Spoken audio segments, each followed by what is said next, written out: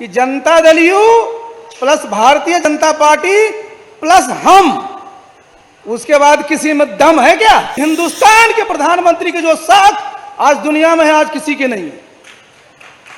और जो करके दिखाया है साथियों, और हमारी राज्य सरकार ने किस प्रकार से पीडीएस की व्यवस्था किया कि पूरे बिहार में इस कोरोना काल में भूखमरी से एक भी व्यक्ति की मृत्यु नहीं।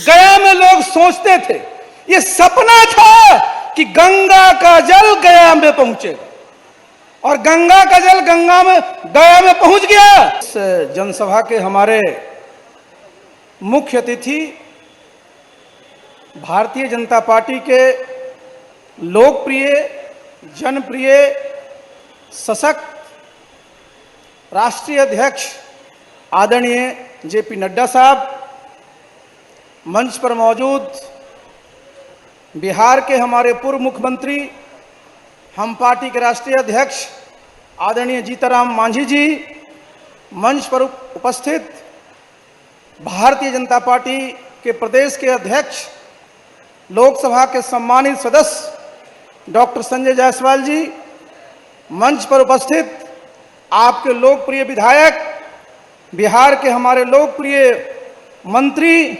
आदरणीय प्रेम बाबू, यहाँ उपस्थित हमारे गया संसदीय क्षेत्र के सम्मानित सांसद आदरणीय विजय मांझी जी, औरंगाबाद के हमारे माननीय सांसद आदरणीय सुशील बाबू, मंच पर मौजूद हमारे एनडीए के सभी 10 प्रत्याशीगण, मंच पर उपस्थित एनडीए के सभी हमारे वरिष्ठ नेतागण, यहाँ उपस्थित हमारे इस सभा में एनडीए के सभी कार्यकर्ता साथियों, सबसे पहले बिहार में ये पहली जनसभा है और इसके लिए मैं माननीय नड्डा जी को बहुत बहुत धन्यवाद और शुक्रिया अदा करता हूं।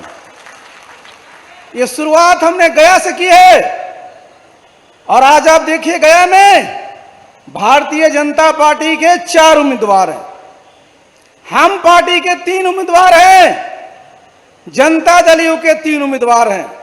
तो मैं सोच रहा था कि Janata Dal you plus Bharatiya Janata party plus हम, उसके बाद किसी में दम है क्या?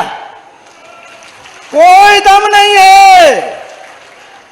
रिजल्ट आउट है 10 में से 10। साथियों, हम सब लोगों को यह संकल्प ले लेना है कि जितने भी गया जिले में बूथ है सब पर हमारे एनडीए प्रत्याशी जीतेंगे। क्यों हम इस बात को कह रहे हैं? आज आप देख लीजिए, अपने देश में एक सशक्त नेतृत्व है, एक ऐसा प्रधानमंत्री है आदरणीय नरेंद्र मोदी जी, जिनकी पहचान विश्व के बिल्कुल जिसको कहते हैं सबसे, अमेरिका को छोड़ दीजिए, अमेरिका की अपनी एक पहचान है, लेकिन हिंदुस्तान के प्रधानमंत्री की जो साख आज दुनिया में है, आज किसी के नहीं है। और जो करके दिखाया है साथियों, अभी आप देखिए हमारे सामने सबसे बड़ी चुनौती क्या रही पिछले 6 महीनों से? कोरोना की चुनौती। आप जरा इसको अंतर्राष्ट्रीय स्तर पर देख लीजिए और अपने देश में भी इसको अगर तुलना करिएगा तो आपको समझ में आ जाएगा कि किस प्रकार का नेतृत्व हमारे प्रधानमंत्री जी ने दिया। अमेरिका को देख रहे हैं ना, क्या बुरा हाल है। इंग्लैंड को देख रहे हैं ना, क्या बुरा हाल है। फ्रांस को देख रहे हैं, क्या बुरा हाल है। ब्राजील को देखिए, क्या बुरा हाल है। और चीन ने तो जो किया उसको कोई माफी नहीं कर सकता। और आज हिंदुस्तान में जिस प्रकार की व्यवस्था यहां की गई है, हमारे देश में जिसको हम मोर्टेलिटी रेट कहते हैं, हमारे नड्डा साहब बैठे हुए स्वास्थ्य मंत्री रह चुके हैं, मात्र 1.67 है। यह साधारण उपलब्धि नहीं है। और यह कैसे संभव हुआ है? यह संभव हुआ है हमारे प्रधानमंत्री ने जो वहां सोचा, विचारा। और आज आप देखिए, हम हिंदुस्तान के सब लोग क्या प्रतीक्षा कर रहे हैं कि जल्दी से वैक्सीन इसका आ जाए। जरा आप साथियों सब जानते हैं, आप सब जानते हैं कि हमारे यहां स्मॉल पॉक्स था, चेचक का जो वायरस था 1520 में आया था। यूनाइटेड नेशंस ने 1979 में इस दुनिया से उस वायरस को मुक्त किया। 459 साल लगे, लेकिन आज देखिए हमारे प्रधानमंत्री जी ने 15 अगस्त को क्या घोषणा किया कि हमारे यहां ट्रायल चल रहा है और जल्दी ही इसकी वैक्सीन भी आ जाए। साल भर के अंदर लाने का प्रयास किया जा रहा है और साथ ही जब वैक्सीन आ जाएगा तो लोगों तक यह पहुंचा भी दिया जाएगा। ये साधारण सोच नहीं है।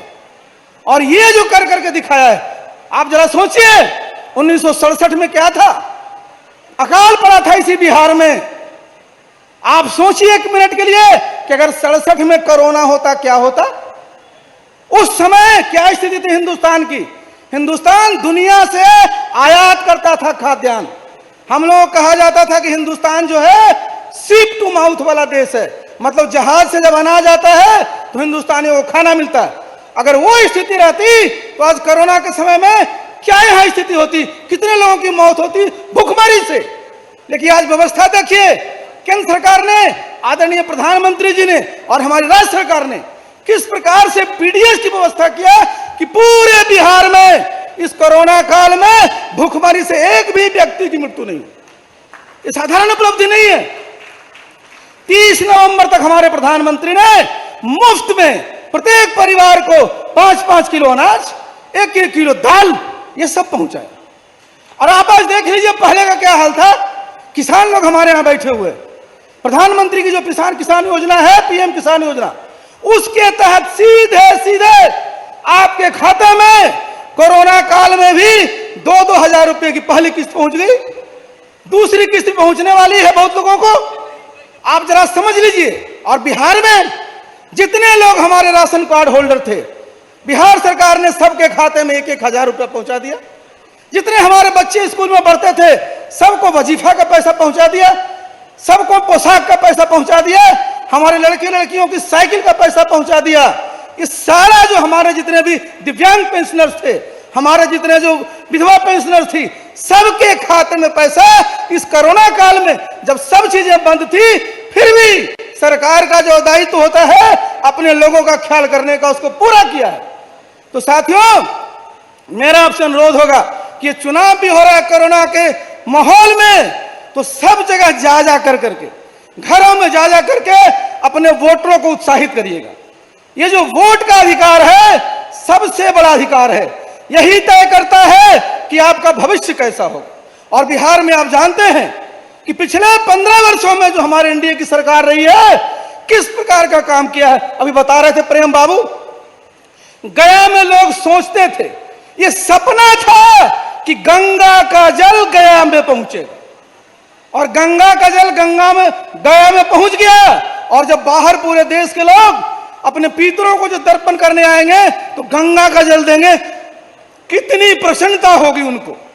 ये सब काम हमारी सरकार ने किया है, चाहे वो कानून का राज हो, सामाजिक सद्भाव का राज हो। पहले क्या था, 168 नरसंहार होते थे, किस प्रकार की स्थिति थी, कानून व्यवस्था कोई स्थिति नहीं थी, और गया को ज्ञान की धरती। और आज आप देखिए हम सब लोग यहाँ हैं, गया में जितने तरह के इंस्टीट्यूट है सब खुल गए। आप इंडियन इंस्टीट्यूट ऑफ मैनेजमेंट भी खुल गया है।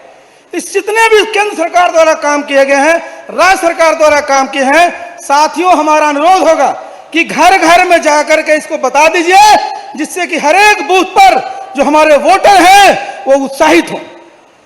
घर घर में नल का जल पहुंच गया।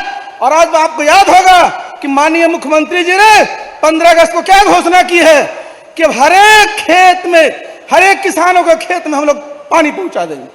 ये साधारण उपलब्धि नहीं है। और जितने भी हमारे युवक हैं उनको ज्यादा से ज्यादा प्रशिक्षण दिया जाए, उनको रोजगार के अवसर हो, इसके लिए भी आपको माननीय मुख्यमंत्री जी ने घोषणा भी की है कि जो हमारा 7 निश्चय चल रहा है उसको तो कराया ही जाएगा, उसको बढ़ाया जाएगा।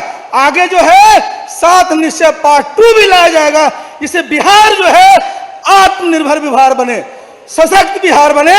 और हमारा जो बिहार एक जमाने में ज्ञान का केंद्र भी था, सत्ता का भी केंद्र था, यहाँ हमारे लोग परिश्रमी हैं, तो फिर से बिहार का मान सम्मान लौटे। इसी उद्देश्य के साथ हम सब साथी लोग बूथ पर जाएंगे, सभी एनडीए उम्मीदवारों को विजय बनाएंगे। आप सब लोगों को बहुत बहुत धन्यवाद।